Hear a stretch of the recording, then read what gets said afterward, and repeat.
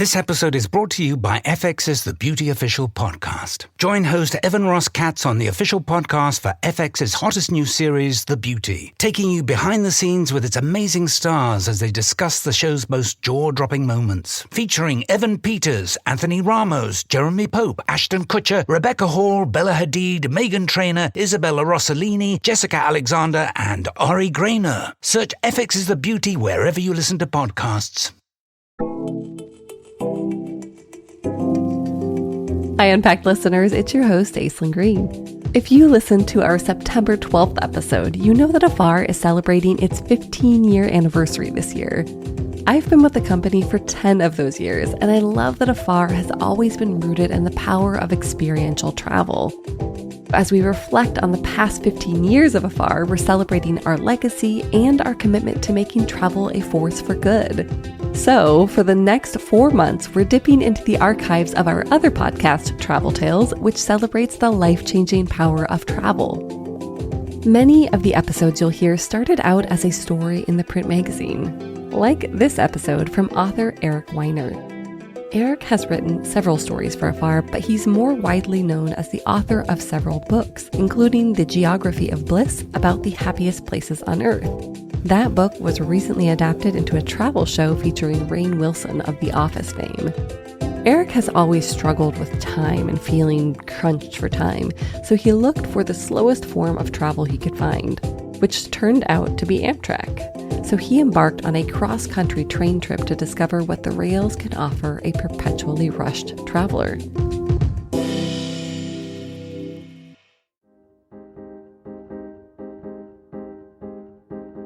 I don't know how to say this, so I'll just say it. I suffer from a condition, have all my life, chronophobia. You see, I fear time, or more precisely, I fear the lack of time. I always need more time. Not a lot more, mind you, just 5 more minutes. 5 more minutes to write this email, polish this paragraph, gaze at the night sky.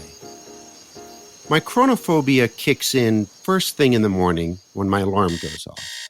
5 more minutes, I plead, pulling the covers tight. It continues during my coffee. 5 more minutes to sip the nectar of the gods. Please, 5 more minutes. And so it goes. But, and here's the sad part, I never do find those extra 5 minutes. They've gone missing. I look everywhere for them. Under the bed, in my inbox, on my Facebook page. Mostly, I look at my watch. I'm a compulsive watch checker. But if my watch knows what happened to those missing 5 minutes, it isn't talking. Then, one day, I had an idea. Maybe I'll find those missing 5 minutes on the road. This makes sense, I thought. Journeys are searches, so why not go in search of lost time? Worked for Proust, why not me? Besides, all travel is time travel. We travel to change the rhythm of our lives. So that's what I do. I embark on an epic journey, one that I hope will cure my chronophobia and restore my emotional equilibrium.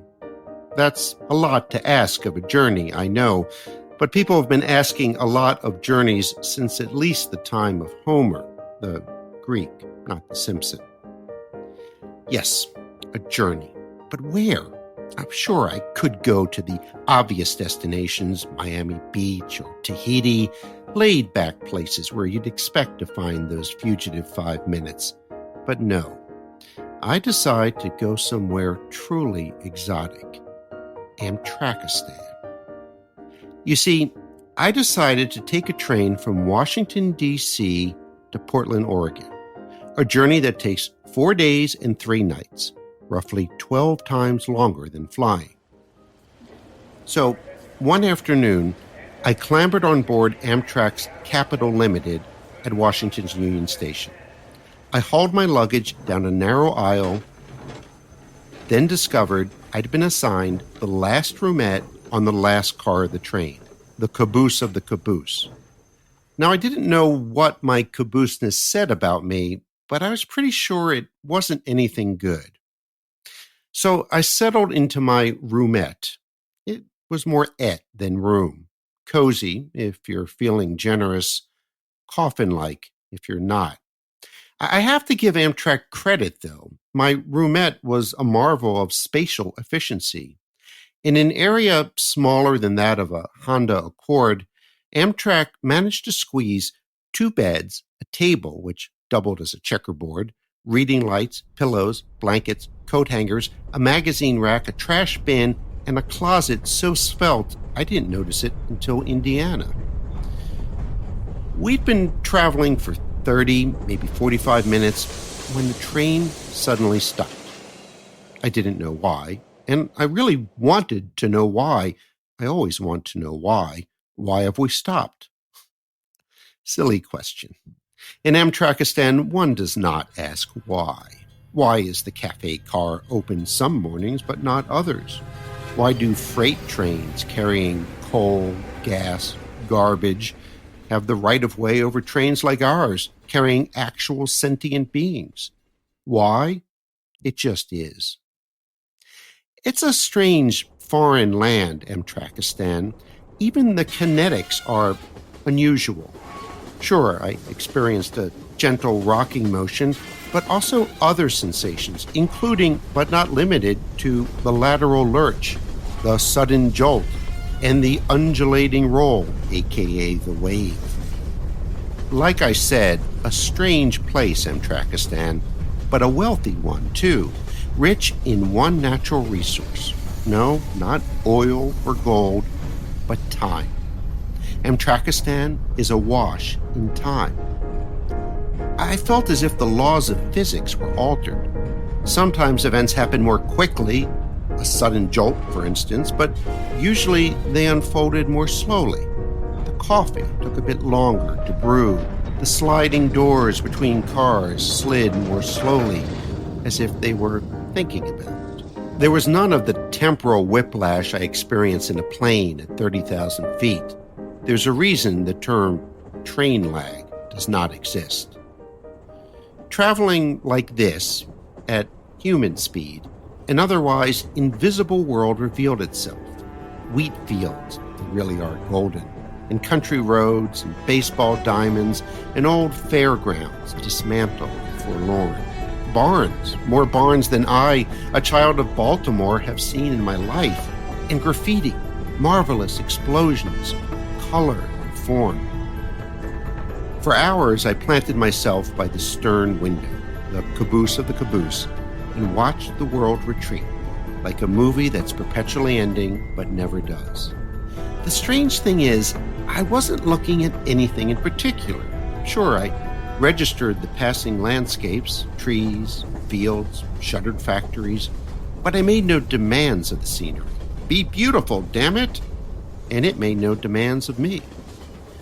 Now, I didn't know where this sudden onset of mental health came from, and I didn't care. I was at peace. For a while.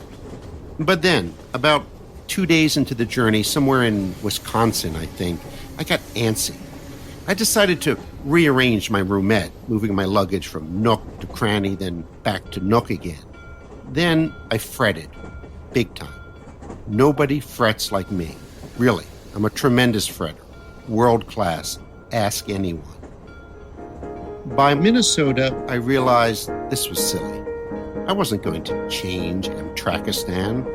I either bend to its ways or I break. I decided to bend.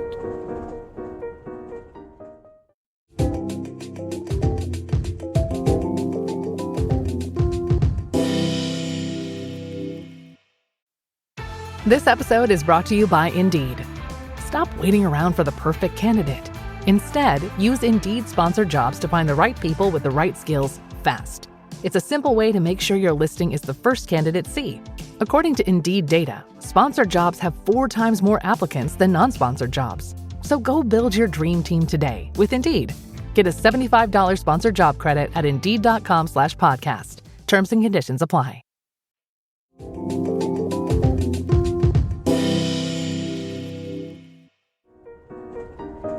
Yes, I told myself, time to leave my roomette and explore Amtrakistan. Stretch the old legs. It didn't go well. I teetered and tottered like a drunkard. I body slammed complete strangers. Pardon me, first time in Amtrakistan, coming through. An older woman, clearly a longtime resident of Amtrakistan, witnessed my incompetence with a combination of amusement and alarm. "You've got to dance with the train," she said. Of course, I'd been fighting the train. I needed to dance with it, let the train lead. She was right, not only about the train, but about time. I saw time as my enemy, something to vanquish, to kill, must kill time. Maybe, I thought, I should see it as a dance partner, let it lead. And so I danced my way to my destination, the lounge car. It serves mediocre coffee and bland snacks, but the people watching is superb. Amtrakistan's public square. I noticed a young Mennonite man looking out the window. You see a lot of Mennonites in Amtrakistan. Their religion forbids air travel, but apparently trains are kosher. This particular Mennonite man was maybe 30 years old, but his fulsome beard made him look older, wiser. I'll never forget him. Hands clasped together, fingers interlocked, but it was his eyes that really captivated me. The way they took in the scenery, not like the other passengers, like me, with our hands twitchy, searching gazes, iPhones at the ready, hoping to capture a moment. As far as I could tell, the young Mennonite didn't want to capture a moment or anything else. He was the polar opposite of twitchy. I wanted to learn from him. I wanted to be him. Then there was Denise. She was on her way from Cleveland to home, the boom and bust oil town of Williston, North Dakota. When I gently suggested it would be faster and cheaper to fly, she told me she's afraid of flying. Actually, she clarified, it's not flying I'm afraid of, it's crashing. I nodded knowingly. I'd heard the same from many inhabitants of Amtrakistan. At one point during a designated smoke stop, I noticed Denise on the platform puffing away and was briefly tempted to point out that the cigarettes were more likely to kill her than an airplane, but thought better of it. Pointing out logical inconsistencies is frowned upon in Amtrakistan.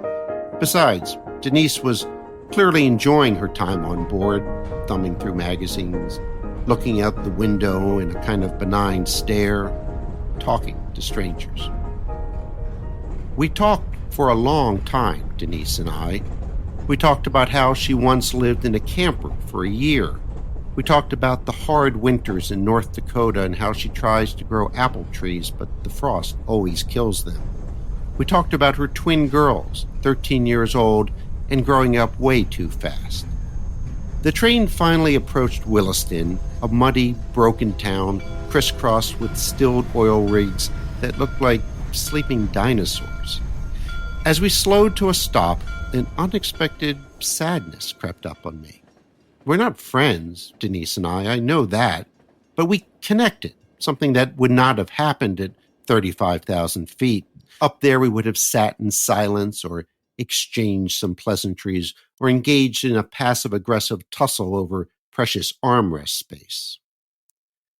And so it went during my stay in Amtrakistan. I developed a routine of sorts, reading, walking, watching, dancing. My mind slowed to the speed of life. Before I knew it, we were pulling into Portland's Union Station. I glanced at my watch, something I realized I hadn't done for several days.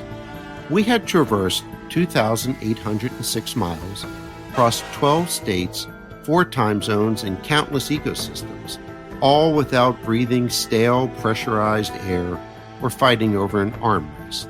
Yes, I had taken my shoes off, but by choice. I learned a lot in Amtrakistan. I learned how to distinguish the various kinetic sensations of train travel, a lateral lurch from a sudden jolt. I learned that the caboose of the Caboose offers some of the best views. I learned how to dance with a train. I learned that Einstein was right. Time is relative. There's as much or as little of it as we allow. I learned that a watch works best as fashion accessory, not taskmaster. Look, I don't want to exaggerate my metamorphosis. Amtrakistan did not transform me into the Dalai Lama or Oprah. Life still overwhelms me, confuses me, but it does so more slowly, and slower is better, always better. Those missing 5 minutes, turns out they were there all along, right where I left them, next to my iPhone.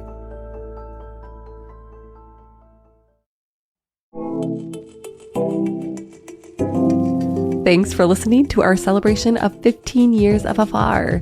We have so much more to share. To dive in, visit afar.com/15. The link is in the show notes. We'll also include links to all of Eric's stories for Afar, as well as his books and his social media handles. We'll be back on November 19th with a story about family, food, and the inextricable links between the two.